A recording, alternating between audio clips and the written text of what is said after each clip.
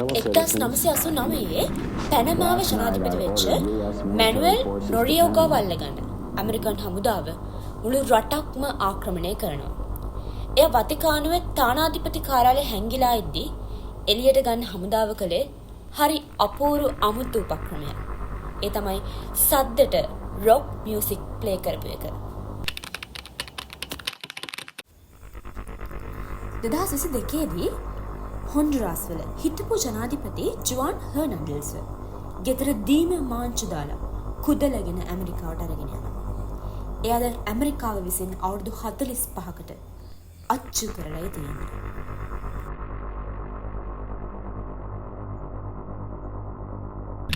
My fellow citizens, at this hour, American and coalition forces are in the early stages of military operations to disarm Iraq for free its people and to defend the world from grave අන්තිමට danger. හෝ පොළොවට තිබුණු කුහරයකින් තමයි එහෙමත් නැත්නම් spider hall එකක ඇතුලේ හැංගිලාදි තමයි ඇමරිකන් සමුන් එළියට ගන්නේ.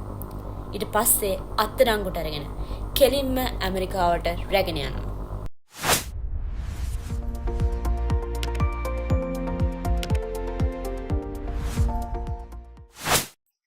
මේ සිට තුනම එක වගේ නේද? රටක රාජ්‍ය නායකත්වය තත් රටක හමුදාවක් විසින් හරි ඒ රටේ බුද්ධි අංශ විසින් හරි පැහැරගෙන බලාත්කාරයෙන් කුදලගෙන ගිහිල්ලා දඩුවම් පමුණවන එක දැන් පුරුද්දක් වෙලා. ඔන්න දැන් මේ ලිස්ට් එකට අලුත්ම කෙනෙක් එකතු වෙනවා. 2026 දී වෙනිසුලාවේ නිකොලස් මදුරෝ තමයි මේ ලිස්ට් එකට අලුත්ම රාජ්‍ය නායකයා විදිහට එකතු වෙන්නේ.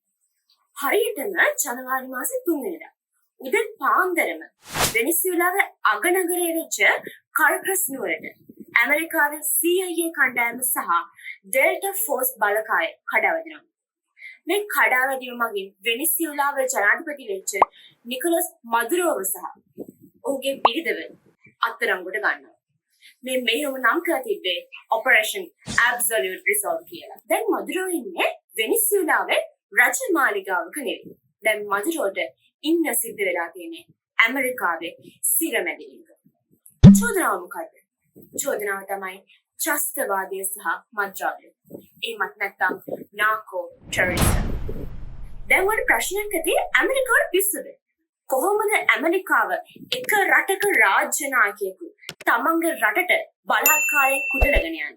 මෙන්න මේ අවස්ථාවේදී ඇමරිකාව මොලෙන් ගහන පොයින්ට් එක තමයි නීත්‍යානුකූල භාවය. එහෙමත් නැත්නම් ලීගලිටි. ඇමරිකාව මදුරව හඳුන්වන්නේ රාජ්‍ය නායකයෙක් කියලා නෙවෙයි. නිකම් සොච්චම් හොය කියලා. මොකද මේකට හේතුව? ඇමරිකාව ප්‍රකාශ කරන විදිහට 2024 පැවති වෙනිසුලා ජනාධිපතිවරණය දිනන්නේ 67ක් ඡන්දගත විපක්ෂ නායක එඩ්මන්ඩෝ ගොන්සාලස්.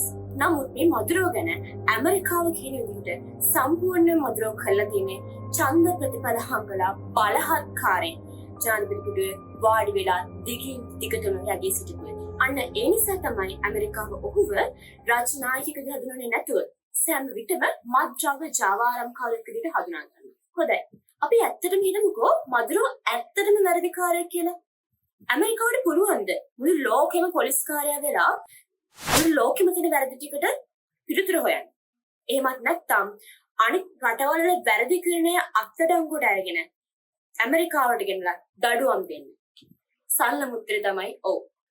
මොකද ඔවුන් මුල සිටම ඇමරිකන් නීතිය හදාගෙන තියෙන්නේ අන්න ඒ වගේ තමන්ගේ රටට අනතුරක් වෙන, තමන්ගේ රටට අභියෝගයක් වෙන අනෙක් රටවල් වටලා තමන්ගේ රට ලෝකේ බලවතා කරන්න හැකි වෙන ආකාරය. එහෙම හදලා තියෙන පළවෙනි නීතිය තමයි රිකෝ නීතිය. රිකෝ ඇක්ට් එක යටතේ ඇමරිකාවට අයිතියක් තියෙනවා සහ ඇමරිකාව හඳුනගෙන තියෙනවා තමන්ගේ රටට කුඩු ගෙන්නන්න හදන, කුඩු ගෙන්නන ප්ලෑන් කරන, කුඩු ගෙන්නන මෙහෙම ක්‍රියාත්මක කරන ඕනම පුද්ගලයෙක්ව අත්අඩංගුවට ගන්න ඇමරිකාවට අයිතියක් තියෙනවා කියලා. මේ අත්අඩංගුවට ගැනීමේදී ඇමරිකාව කොයිම වෙලාවකවත් පුද්ගලයා කවුද? ඔහුගේ තරාතිරම මොකක්ද? අනිත් රටක රාජ්‍ය නායකයෙක්ද? එහෙම නැත්නම් සාමාන්‍ය පුරවැසියෙක් කියන කාරණාව කොහෙත්ම සලකා බලන්නේ නැහැ. දෙවෙනි ක්‍රමවේදය තමයි ප්‍රොටෙක්ටිව් ප්‍රින්සිපල් එක. ඒ කියන්නේ වෙන රටක් විසින් ඒ රටේ සිදු කරන කාර්යයන් නිසා, ඒ රටේ සිදු කරන මෙහෙයුම් නිසා මොනම හෝ ආකාරයකින් ඇමරිකාවට තර්ජනයක් වෙනවනම් ඇමරිකාවට අනුතුරුදායක තත්ත්වයක් උදා වෙනවා නම් ඇමරිකාවට හැකියාව තියෙනවා මේ ප්‍රොටෙක්ටිව් ප්‍රින්සිපල් එක යටතේ දේශ සීමා උල්ලංඝනය කරමින් දේශ සීමා බිඳගෙන ගිහිල්ලා වුණත් ඒ කල් නවත්තන්න. ඒ වගේ පුද්ගලයන්ව අත්අඩංගුවට ගන්න. ඇමරිකාව භාවිතා කරපු අවසාන අවිය තමයි ඇමරිකාවේ සතු බලය. නොරේගා ඉඳලා මදුරෝ දක්වා සියලුම රාජ්‍ය නායකින් අත්අඩංගුවට ගැනීමේදී ඇමරිකාව තමගේ මිලිටරි ශක්තිය යොදාගත්තා. විවිධ උපක්‍රම වලින් විවිධ ආක්‍රමණශීලී ක්‍රමවේදන් වලින් තමගේ හමුදා ශක්තිය ආදේශ කරගන්න ඇමරිකාව සමත් වුණා.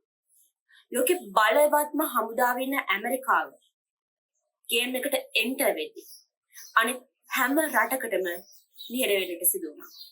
ඒ වගේම නිහඬ වෙන්නට සිදු වෙනවා.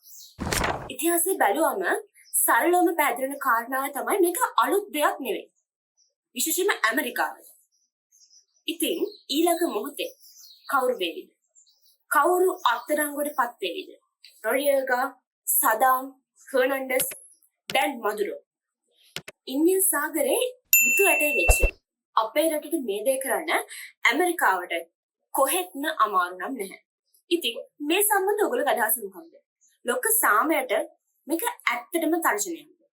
එහෙමත් නැත්නම් ලෝකයටම තර්ජනය වෙන පුද්ගලයන් ලෝකයෙන් ඉවත් කරන්න මේක කදිම විසඳුමක්. එහෙමත් නැත්නම් හුදෙක් බලය දින රටක් Tamanට ඕන විදිහට මුළු ලෝකෙම අල්ලේ නටවන වැඩක්. ඔයගේ අදහසක් පහලින් කමෙන්ට් කරන්න.